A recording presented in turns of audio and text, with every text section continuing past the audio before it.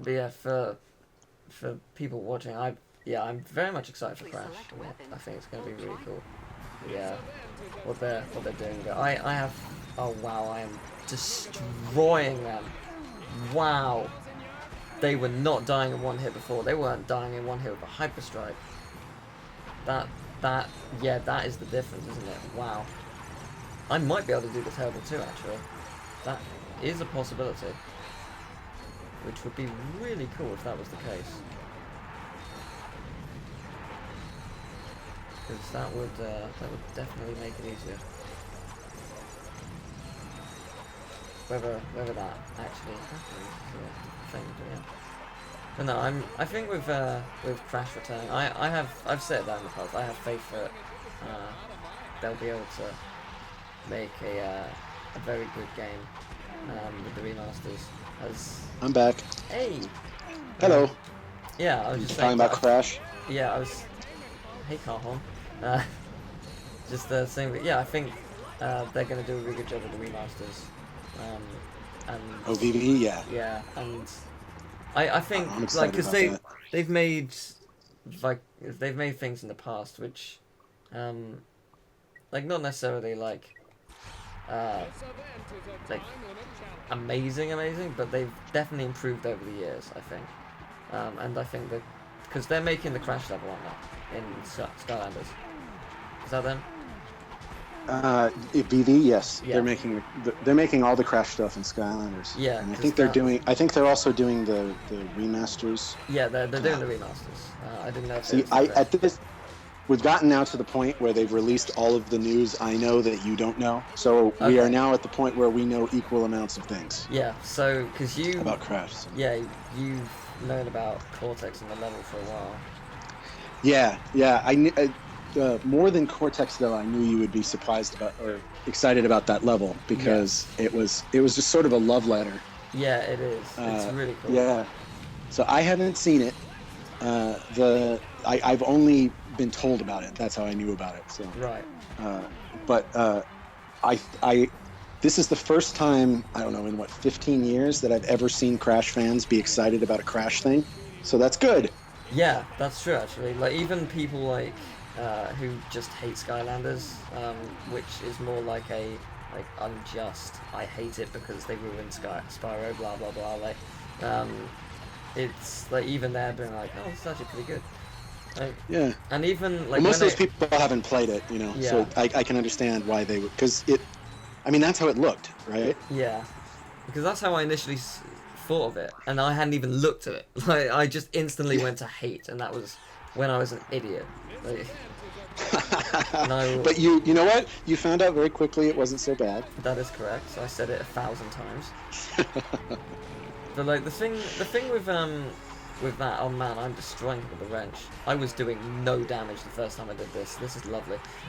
So do you just get more wrench damage with levels in this game? Yeah, is that how it works? You get more damage with your wrench, which is. I was never thinking I was going to be able to do this, but this is proving it wrong. So that's kind of good. But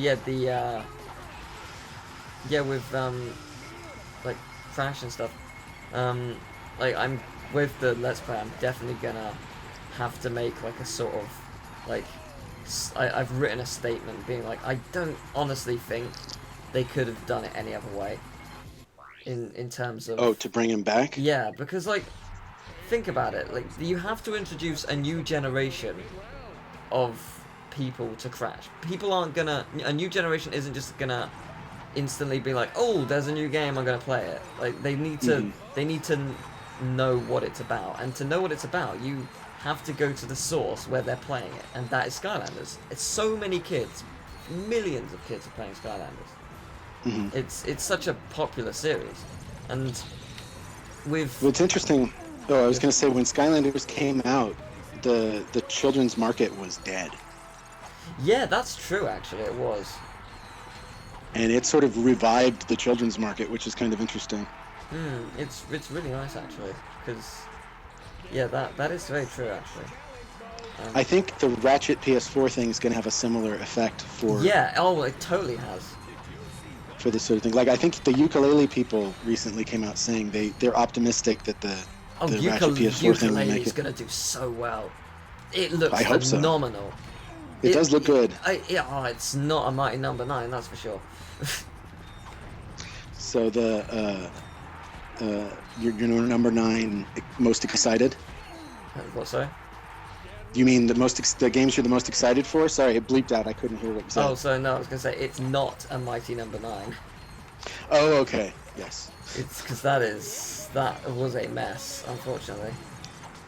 But Crash, I'm really glad that the Crash fans like it, because I think that's something that Activision really wanted. Like, they wanted to do something.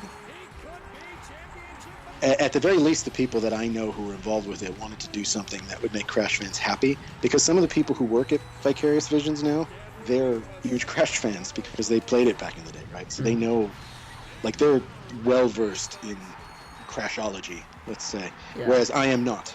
Yeah. It's interesting. Have you do you know anyone who works at Sega specifically on Sonic? Not like to ask about what they're working on, but just like, do you know anyone who is? Because not anymore. They have all the people I knew at Sega don't work there anymore. I was gonna say, because they are geniuses at the moment. Like, I don't know if you know about like how they operate on Twitter and YouTube, but they just operate in memes, and it's hilarious. Like, they dig into other companies at times, like companies who write for it, like Mighty Number 9, when like they just like insulted fans in their trailer, like they just dug into them and stuff. Like they did a massive like 4-hour reveal for the 20th anniversary of Sonic, and revealing 2 new games, and like they just had so many memes throughout the whole thing, just like this is sponsored by Dorito rings and stuff. Like, it was just super dumb. Like, it looks like they're going back to the 1980s playbook. I mean, it's nice though, because they're doing things that we've wanted for years as fans of Sonic. Like, they're making games that we want. Like, they're making a full 2D game and they're making a full 3D game, and that's awesome. Like, that's because we like a bit of both, and it seems like they're going back to the roots of fun level design, which is nice. Hopefully, yeah. It's nice. It's just really cool because I haven't seen them be that way in a long time. The problem with designing for Sonic is that there's only a few things that Sonic is, right? And if you don't make those things really great, then people aren't going to like it. Right? Yeah, like Sonic. I think that there was a cartoon in the 90s which they laid it out pretty good. Sonic can really move. Yes. He's got an attitude, and he's the fastest thing alive. That he is. So there's 3 things. He's fast, he's got an attitude, and he's fast. Right? Yes. If you can't do those 3 things, so anytime they slow him down and give him a sword or a gun, it just doesn't work out too great, you know? So it's I'm glad to see that they're like, hey, maybe we should have a Sonic game where Sonic goes fast. Yeah. And that should be like the main thing about the game. You know? So, yeah. Because I know a lot of people who've worked, you know, like Mark Cerny did Sonic 2, right? He was one of the guys on Sonic 2. The original Sonic 2. Yeah. Oh, that's so and cool. so like it's I mean, it's basically like make him go fast and come up with cool courses. Like, you don't have to turn him into Ratchet or Mario or, you know, like just, that's always, it seemed to me the right way to go, and it sounds like with their new offering, that's sort of the way Sega's going. So that's good. Yeah, and I'm happy because Sega bought out Atlas, and they're people who are behind the Persona franchise, and I love Persona. It is a fantastic turn-based RPG, and it's they're finally localizing it at the same time as America. Europe getting it at the same time. I'm so happy. Is that the game about high school kids who commit suicide to get magical powers? That is in Persona 3. Yes, they don't technically commit suicide. They point a gun to their head, and it's like a token, and it basically allows them to summon personas. In Persona 4, they use cards, and they go through a TV to go to a different world. In this game, so it's different every time. Yeah, in this game they're thieves, high school students still, but they're thieves, and we know virtually nothing. That's the thing I like about Persona games. In their trailers, they give you a lot of information, but nothing about what you're actually about to do. So they do it in a really good way. Like, you know you're going to summon personas, you know it's a turn-based RPG, you know nothing about the villain, you have no idea what's actually going on, you know who the main characters are, but you know nothing about them. Like, it's really good. They tease you in the best way. Like, they give you nothing to go on, and I like that. But we have Yeah, I haven't played them, but I have, like, my friend Sean, actually, we talked about him earlier. He loves those. But he's a JRPG fan. Like, you could give him any JRPG and he'll eat it. Yeah, that's fair.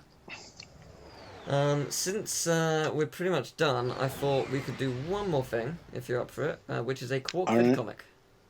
Yeah, let's do a vid comic. Because there's still one I haven't done. And I can't use guns. Hooray. But, so you're not going to use Qwark's gun? Nope.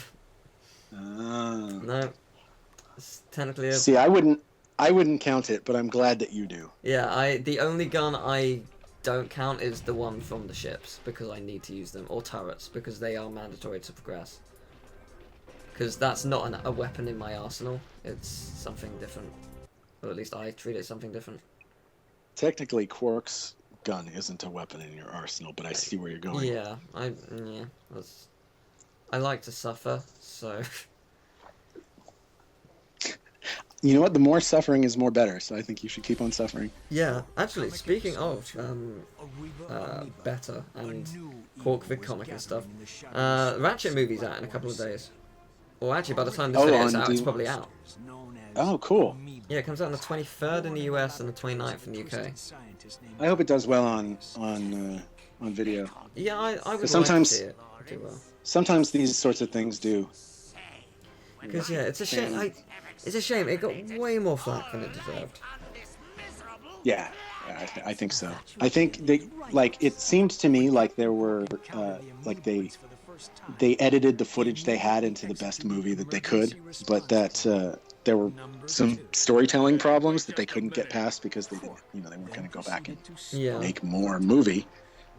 So there's some stuff that they skipped past, but I as a fan, especially, I really liked that movie. Yeah. I thought it did what it needed to do. And honestly, the Ratchet games their stories are not really that cohesive. So for a Ratchet movie, it actually kind of made it feel more like Ratchet. And it was good as well because it had the perfect jokes when it needed them as well. I think the Rhino is one of the better jokes in the film. Yeah, that one worked really well. That caught me off guard. The cell phone jokes, all of the jokes where the Blarg would start using their cell phones, those were my favorite. I liked the Dan Johnson reference. That was good. The hidden Dan. I liked the Wilhelm scream from the Wilhelm robot. Yeah. There were just loads of little really good jokes. Wilhelm, no. And they were just one of my the things that really annoyed me from critics, like IGN especially, there were no weapons used. Literally there were 2 montages of 20 weapons used in each one. And they're really cool.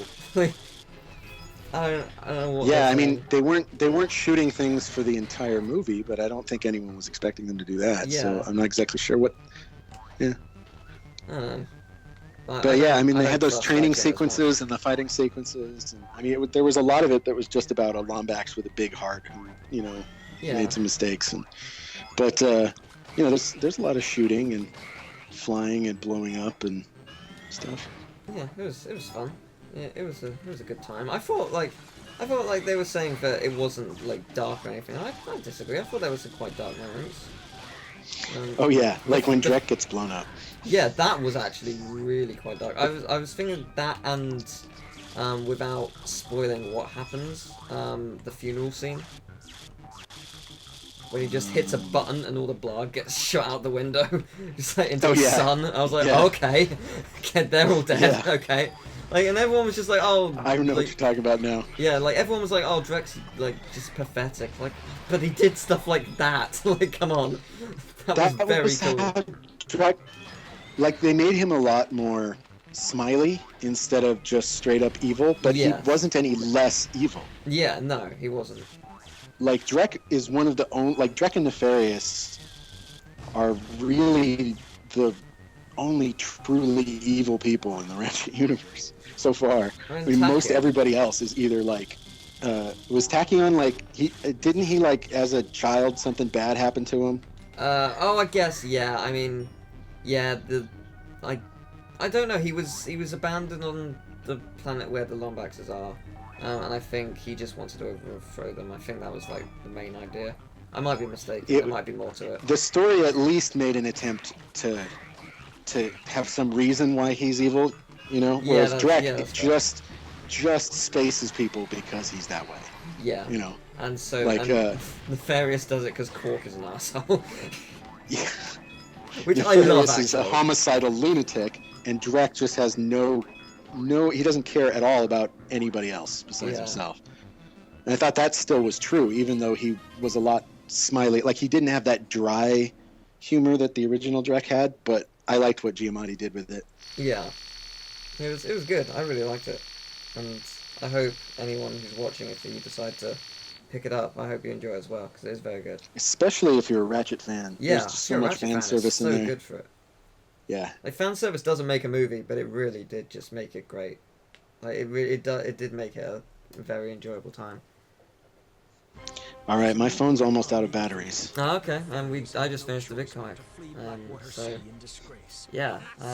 Thank you very much for joining me once again. No problem. It's always fun to be here, Teal. Thank you for having me. Thank you for joining me. It's always a pleasure, and see you in next Ratchet, I guess. Yeah, the next time you take a wrench to an entire video game, let me know. I have considered doing Size Matters. Oh, I've never played Size Matters, so watching you play it would be the first time I'd seen it. Size Matters is an interesting game, which is not perfect, but an interesting game. Yes, that pretty much sums up how I feel about it. It is interesting. I'm going to die way more than in these ones. It's not. Are you playing the PlayStation version or the PSP version? I would do the PSP version. I've heard horrible things about the PS2 port. That's what I was wondering, yeah. Yeah, no. I will probably do a video on it just to see what it's like. But I would never, because I've not actually experienced the PS2 version, but I would never risk that. For the wrench playthrough, yeah. Yeah, I wouldn't. I don't trust it. Not enough to go even more insane than I already would. But that would be interesting. That's pretty much that. But yeah, I'd like to go revisit the original Skylanders at some point in the future. Yeah, do wrench only Skylanders. Yeah, which Skylander holds a wrench, if any? One Skylander, no deaths, you can't upgrade. Go. Oh shit. So. No, by no deaths I mean that if you die, you have to go back to the beginning. Yeah, I know. Not like you have to go back to the beginning of the game. Yeah, no, I know what you mean. Like you couldn't beat Chaos. If that were the case. I think it would be impossible. There are a couple of Skylanders which would be fit for it. Igniter's probably one of them. I think you can choose the Skylander at the start of the level, but once you've chosen the Skylander, you don't get to unchoose. Yeah, no, right? I think Igniter, and you have to beat that level from the beginning with that Skylander in one life. Yeah, I think Igniter as a whole is very, very powerful at times, so that would probably be it. Also, you have to do hard difficulty, obviously. Or nightmare mode, nightmare difficulty. When you can select the difficulty, you select the hard difficulty. Yeah, of course. Indeed. That's correct. And Chaos will actually kill me, mentally and physically. I don't think you get to pick the difficulty in the first one, do you? Do you not? I feel like I think we put that in for the second one. Is that not? Okay, maybe. Yeah, it's anyway. hard enough. But yeah, thank you for joining me, and everyone, thank you for watching. Go tell Mike how awesome he is in the comments and on Twitter. Thank you. You're welcome.